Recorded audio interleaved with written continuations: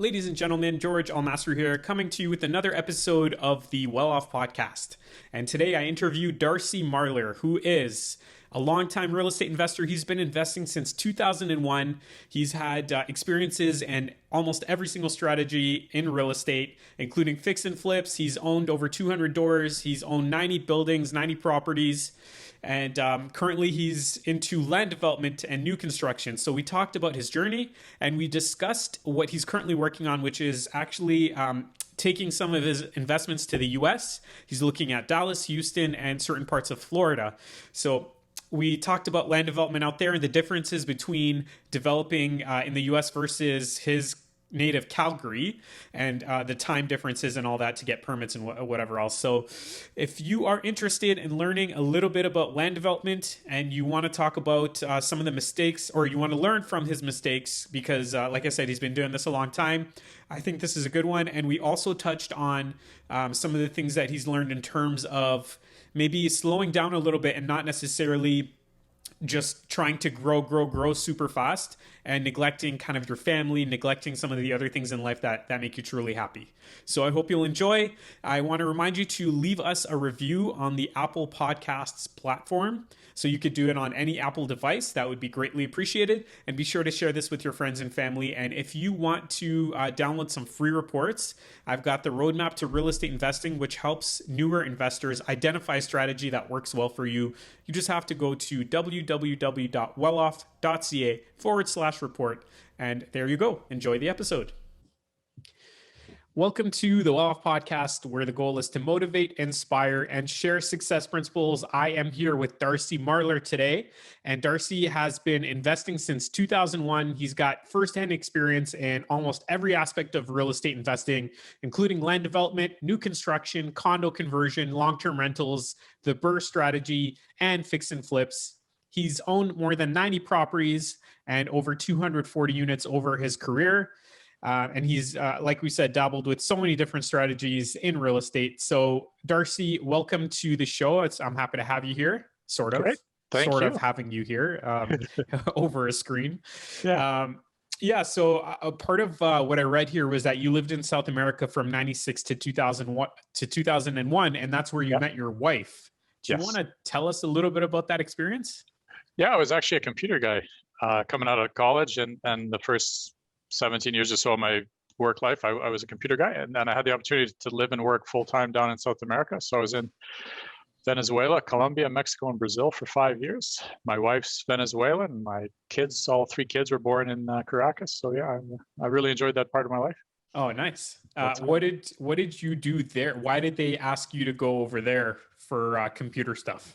I had a client that was a U.S. multinational oil company, and they wanted me to install the accounting software at the various sites down there. So I traveled around and did that. Enjoyed life. It was really, really good. Cool. Loved it. Were there any dangerous places you were in, like in Colombia or anything like that? I was actually in the Colombian office one time. I was in a lunchroom just taking a coffee break, and I was reading the bulletin board, and they had a newspaper article that said the 25 most dangerous countries to work in the world, and 4 of the top 10 were Mexico, Colombia, Brazil, and Venezuela. So I was hitting all the hot spots. Yeah, that's cool.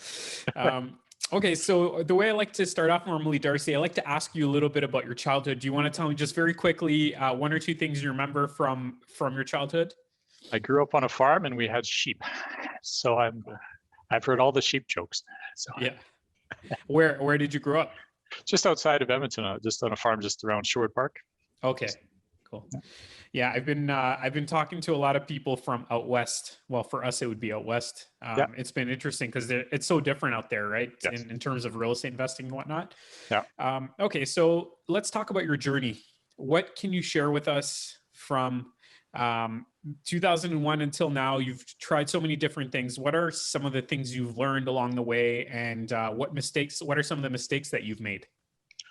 I've made all the mistakes, every single one. No, basically my biggest problem was I had trouble focusing. So I'd start with fix and flips, and then I had the opportunity to do some land development and new construction, and that led me to something else. So I would definitely advise people to stick with one strategy that they liked.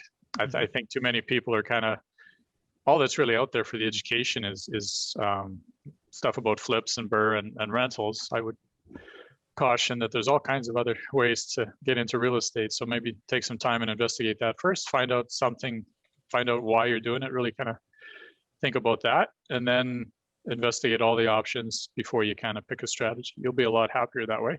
And then once you do kind of figure out what you want to do, make sure you stick to a plan and focus. Don't go all over the place like I did. So. What advice would you have for somebody that's trying to identify what strategy they want to go for? It would be really good if someone wrote a book about that.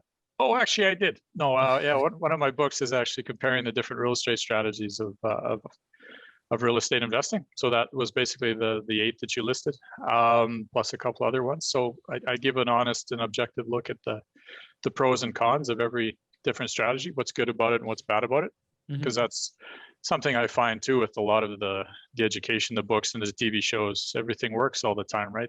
The brothers make money on the flips every single time, and that's maybe not the way it really works. So it gives an objective look at what's good and what's bad, how you make money, how you lose money, and some real case studies from my own history. So it's a good opportunity to take a look at the broad range of everything that's available before you nail down and pick one that's right for you.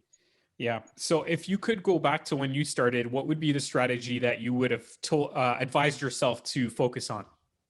I started to do a lot of stuff. I thought we all tell ourselves stories. One of the stories I was telling myself is that in order to make money, I couldn't get anybody else involved. I couldn't kind of get a guy in the middle. So I ended up being the site supervisor, my own general contractor on site all day, every day. And I wasn't great at it and I didn't like it, right? So I kind of didn't enjoy great chunks of my real estate journey. So I would, if I had to do it over again, I'd still probably focus on new construction because I like to get in and out quickly. I'm tired of kind of the 8 to 10 year long holds of the rental world. So I'd still probably do new construction, but I'd get somebody else to be the general contractor and just farm that out. The parts you don't like, farm out and do the parts that you like. Okay, so when you say new construction, you mean buying like a piece of land and developing it, that type of thing? Right. So in my world, I've got a couple of books, one on land development, and that's taking property and get it ready for a builder. And then I define new construction as taking a service lot and physically building a construction or a building on it. Okay, fair enough.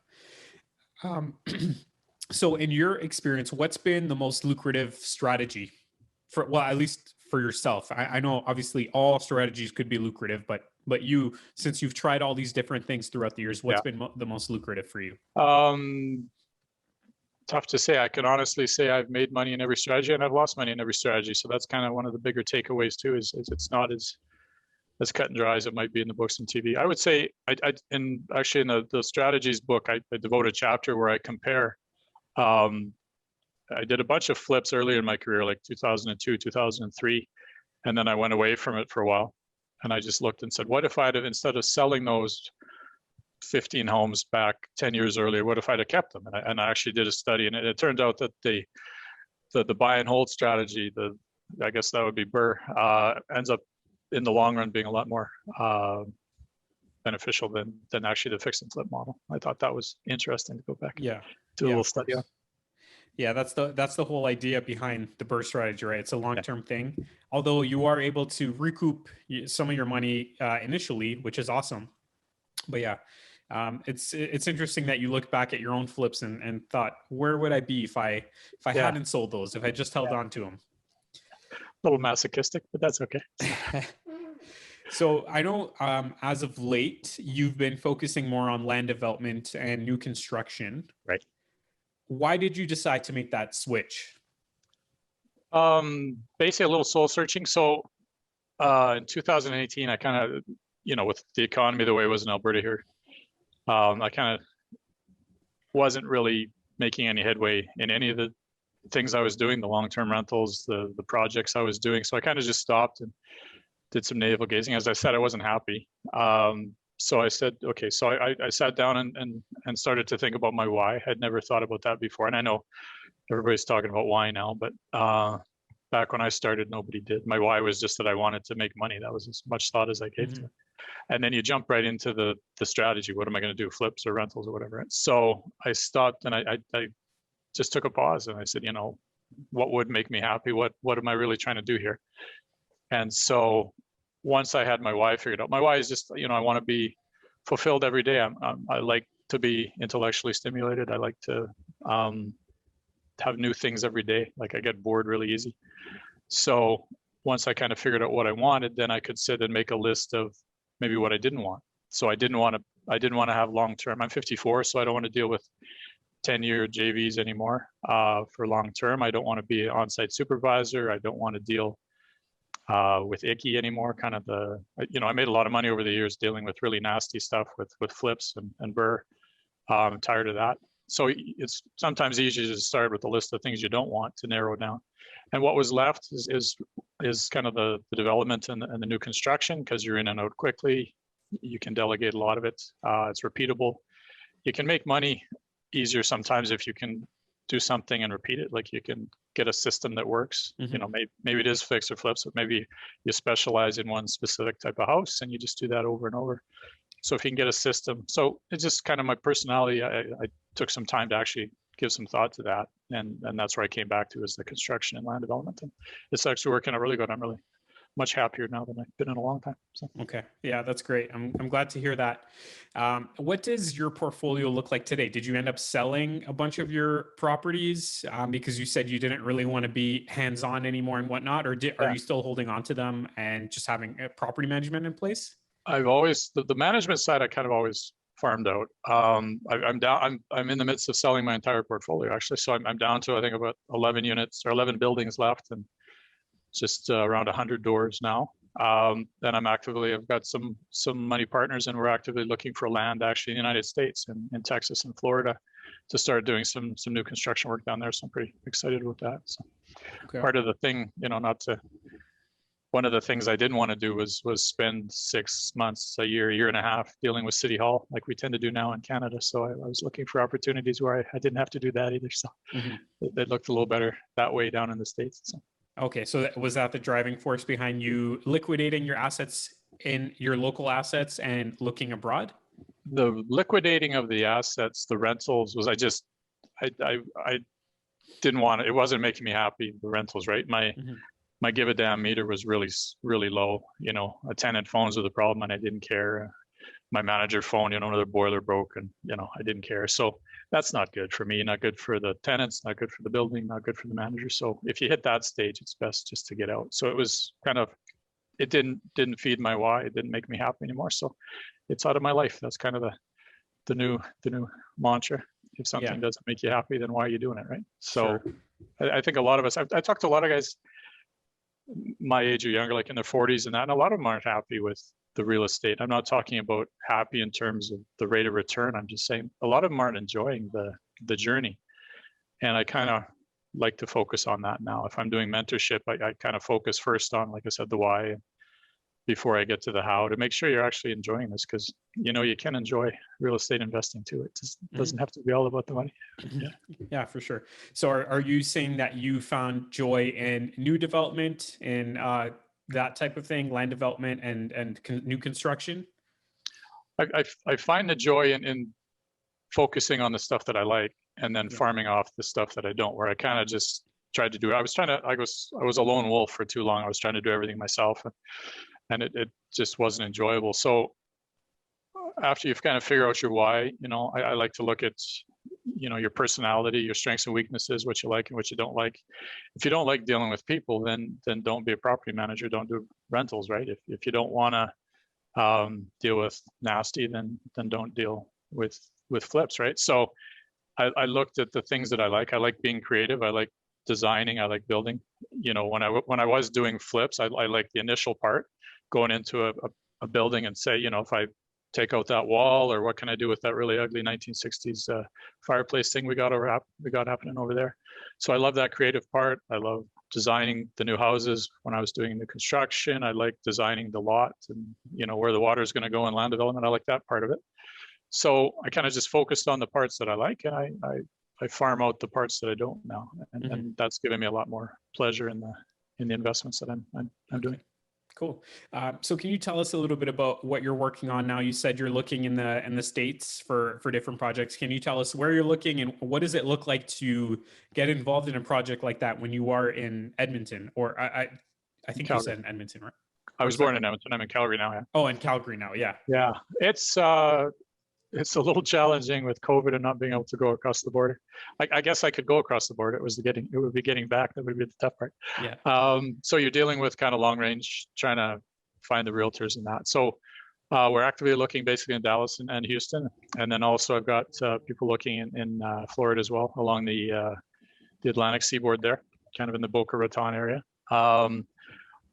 It's cost of the construction costs are an issue now as well, although I think that's going to be temporary. Most of that is supply and demand, excess demand based on COVID, and then also a lot of supply chain issues, which again are COVID related. So I'm thinking by the end of the year that most of that should kind of ease and go back to normal. So you're looking at where to find land. We're looking to basically do some smaller, I don't know, small, but maybe 10 to 15 unit apartment buildings is kind of what we're focused on. So we're looking for the land that works for that. Houston and, Texas in general, Florida in general are good because they've got net migration. And that was a problem we had here in Western Canada for the last few years, is that, we've had more people moving out than moving in. And that's not good for supply and demand and rental rates and resale values. So I'm looking for something where, like Texas the last few years have led the country down there and in migration, and there's just everybody moves there. With my South American background or ties, everybody in South America just loves Miami. So Miami, I don't see slowing down population growth wise anytime soon. So I kind of start at the top. I don't necessarily, I look for a need, like what does your area need? And then let's try to fill it. I don't, again, start with the lot and just try to find a lot. I try to go up a couple levels to the city level, even the state or province level, and then start the look down. Right. So with these buildings that you're talking about, you said you're looking for to build 10 to 15 unit apartment buildings. Yeah. So are you keeping these once they're built? Are you holding on to them, or are you selling the buildings to other people, other corporations or investors or whatever? That we're still trying to figure out. Are we more of a fix and flip model, or are we going to keep a few of them until we get to, let's say 150 doors and then sell a portfolio to an insurance company or REIT or something like that? So we're still toying with that. Okay. I guess a lot of that'll, once we finally land on the actual parcels and we design the buildings, I think then once we know operating costs to that level, then we'll be able to make that kind of decision. Yeah. So is this pretty early on in your process right now, or have you done this before in some of these cities? I partnered with some people that have built about 30 homes down in Houston. I personally haven't, but they have. And so bringing my kind of larger expertise and some money to get a little bigger. So they're going to expand. So we're both kind of growing and expanding our horizons in both ways. So, obviously with my background, I bring a lot to the table too, so we can maybe scale up and get a little bigger quicker.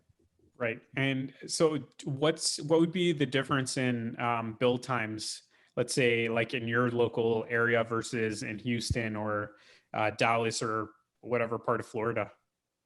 Getting a little worse now because of demand, but a few months ago, for example, it would take a month to get a permit in Houston, where it would take 6 months to a year here in Calgary. They don't have basements there, so the actual build time, instead of being 8 months to a year, can be 4 or 5 months. They've got different insulation values, although they're probably rethinking that in the Dallas area after some cold snap. But basically, ideally you can be in and out of investment in a year, which is really, really important, where you're at least 2 years here in Canada. And I just, you kind of just get tired of that after a while. All those extra costs, like, Vancouver, for example, it takes to do a building of any size in Vancouver, you're looking at 2 years worth of just to get permits, right?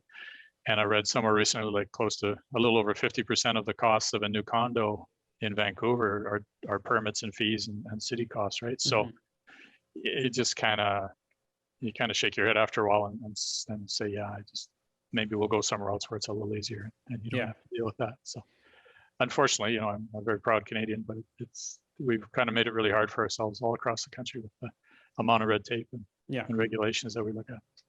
No, I hear you. I agree with you. And the cool thing though, although obviously you can't bank on this, but typically after that 2 year has passed, after the 2 years have passed, sorry, for the permit process and whatnot, typically the land is worth substantially more, or at least that's been the case in the last few years. So that's been the good thing, but definitely that you can't bank on that. You can't just pray for the land to appreciate that way. And the other thing too is I don't know that we take enough or take into account enough the carrying costs of while you're sitting on that land waiting. You're not making any money, but you've still got probably a mortgage payment going out. You got some insurance, you got property taxes, you've got your own salary. Maybe you've got an office that you rent and a team. So some of these really big builders, there's a lot of costs going out the door in those 2 years, right? So you've got to make sure that you can cover that, because there's always seems to be extensions and the goalposts get moved. So you've got to make sure you're got a lot of cash kicking around to do that. Yeah, for sure. So in terms of your current portfolio, you're going to be liquidating all of your, the 11 buildings that you have left. Yeah. You're going to be taking the funds from that and then reinvesting it into building in the US, correct? Correct. Yes. Yeah. Okay. And you don't plan on keeping anything here? You don't have any intentions of doing so? Nothing, no. Even my personal residence, I expect in the next couple of years to sell and kind of be moving somewhere else. And I fully expect to rent the rest of my life. I think owning a house makes a lot of sense still if you're a younger person and you've got 20 years of living there for the appreciation to go up and mortgage payments to pay down. That's a really great savings mechanism, I think, for young people. When you're 54, I don't know that's those numbers kind of work in the same way. So you're probably better off just renting and then having the flexibility of being able to move on the fly whenever you want. So that's kind of my plan. So I don't intend to own a lot in the future. No. Yeah. Okay. Fair enough. But that changes as you get older. Things change, so it's okay to adjust, I guess. Don't get tied to one strategy or one thing. You can figure things out and move every few years. So yeah, absolutely. I mean, I know it hasn't been too long, but I feel like we covered a lot of different things. Is there anything we missed in your journey? We talked about like how you started, the different strategies. Is there anything else we should cover? Probably just, I was always that guy in addition to being unable to focus. I've always also been that guy that lived in the future all the time, right? So I was always planning my next thing, and I forgot to enjoy the journey. And you hear that, it's kind of cliche, but it is true. Like, take some time and enjoy. So I'm enjoying the process a lot more now too. I'm enjoying the actual planning and these calls. I really enjoy these calls, these type of podcasts. I like writing. I like putting together a couple of actual online courses. I'm really enjoying that. So I've learned to enjoy the journey, and my advice to probably a younger audience is don't get so wrapped up over the next thing. And the other thing is, I was, judging by the numbers, I was certainly empire building, and there's really no need to, right? I talk to a lot of people in their 30s that are kind of all nervous that they don't already have 20 doors or 25 doors, and it's all good. You don't worry, it's all good. If you'll fit it, fit the plan that works for you. Mm-hmm. Not too many of us really. The only reason you really need 240 units is ego. You don't physically need it financially. You can get where you want to go with a lot less units than that. So, and you don't want to see the amount of paperwork I have every month from just the 100 doors that I have left. So, try to work a plan that works around your lifestyle as well. Like, real estate should kind of complement your existing lifestyle with your family and your kids and whatever. It should be part of it.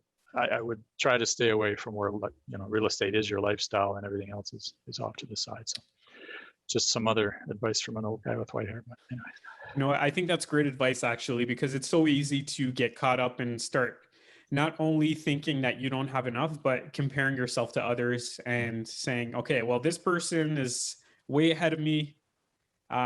Why am I not able to do that? And you start driving yourself crazy and revolving your entire life around these crazy goals that you set instead of, like you said, just being happy with what you have, maybe slowing down a little bit, that type of thing. Yeah. No, and I don't say, if you kind of do a self-assessment and realize that, long-term rentals or flips are really what you want to do, then perfect, go for it. Just make sure that the plan you have, most people, like I said, there's a lot of pressure in the real estate education world. Like I said, they're kind of pressuring you that you need 20 doors right away. And they're also pressuring you with kind of that private jet, champagne and Monaco kind of lifestyle, which most of us don't want that. You may want that when you're in your early 20s, but by the time you get to your 30s, it's more family oriented for most of us. So, keep your day job is something I always say too. I think a big part of most people's plans should be to keep your day job.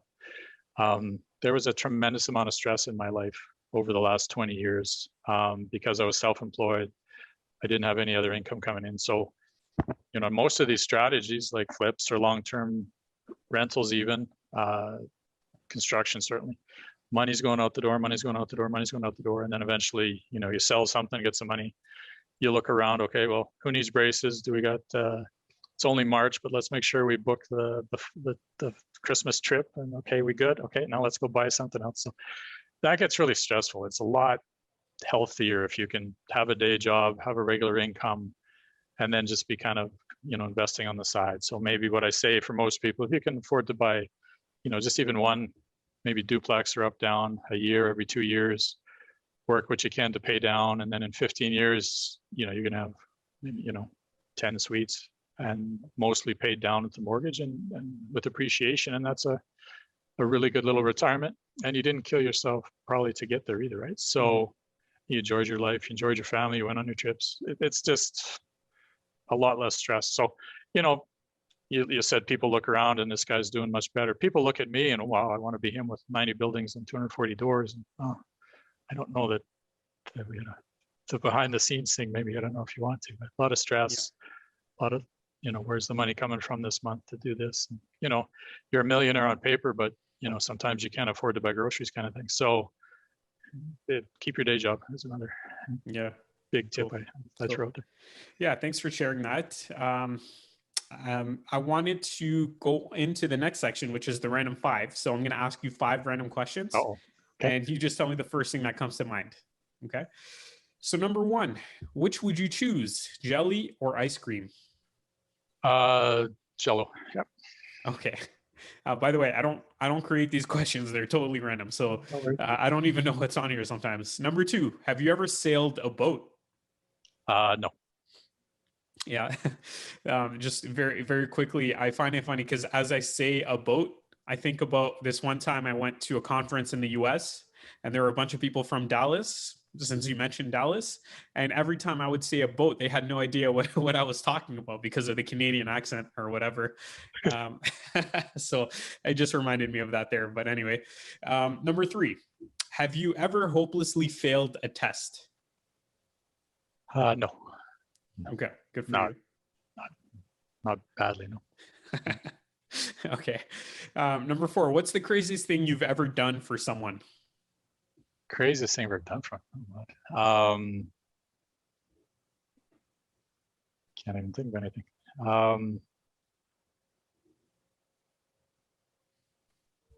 Nothing comes to mind, but that's crazy. All right. No worries. If you think of something, you just let me know. Okay. It happens. Number 5, what's the scariest thing you've ever done? What's the scariest thing I've ever done? I climbed, actually, when I was 40, on my 40th birthday, I climbed Mount Kilimanjaro. And it's the largest mountain in the world that you don't actually need climbing experience. Like, you don't have the crampons and all that. It's just kind of a really serious hike. And there was parts of that you're still scrambling and stuff. So there's part of that, a few of those that were a little scary moments, but in the most part it was pretty cool. So. Is it a dangerous climb or is it more so just like difficult to do? It's difficult, yeah.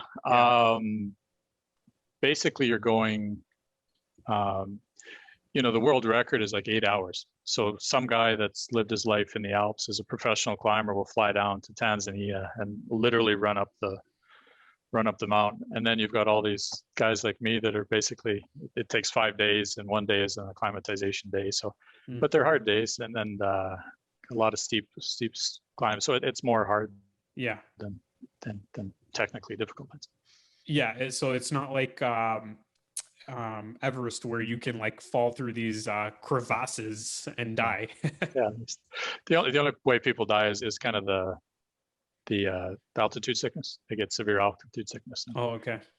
But again, if you take an extra day, one day there was one day like the fifth day, it took 6 days. The fifth day I just sat in camp and just did nothing all day. I just kind of sat there, and that was just to get acclimatized. So I didn't have any issues with nausea or altitude at all. So. Awesome. That sounds like a really cool experience. It was. Yeah. So, I mean, that concludes the Random Five. Do you want to tell people how they can reach you and what services you provide, if any? I do. Yeah, I've got my website is hrrealestatementors.com, and the HR stands for Hutton Radway. So hrrealestatementors.com. Yep. I've written 4 books on real estate, so you can buy those there. I'm in the process of developing some courses, 1 course on each book, and I also do mentorship as well, one-on-one mentorship with an actual Canadian that has done a ton of stuff, 20 years of experience. So yeah. So if that. I think that I find the thing about mentorship is you really gotta, there's so many guys out there, you really have to just find one that kind of matches your personality you feel comfortable with. So I would definitely suggest everybody gets a mentor, though. I wish I had legitimately back in the day. It probably would have helped me stay on track and not go all over the place. Yeah. And whether that's me or not, that's fine. But I really do think everybody should get a mentor. It just kind of speeds up the process and gets you where you want to go quicker. Awesome. Yeah. Well, Darcy, I appreciate you sharing your story and advice. And it was really nice meeting you and connecting with you today. Sounds very good. It was great meeting you. And thank you very much for your time. I appreciate it. All right. Enjoy the rest of your day. You too. Thanks. As always, thank you for listening. I hope you enjoyed the content. And if you did, I ask you to share this with a friend, with a family member, somebody who might benefit. And it's always appreciated if you can leave us a review, especially if you're listening to it on the Apple Podcasts app, or if you're on YouTube, give us a like, subscribe, comment, and your support is always appreciated. Thank you very much.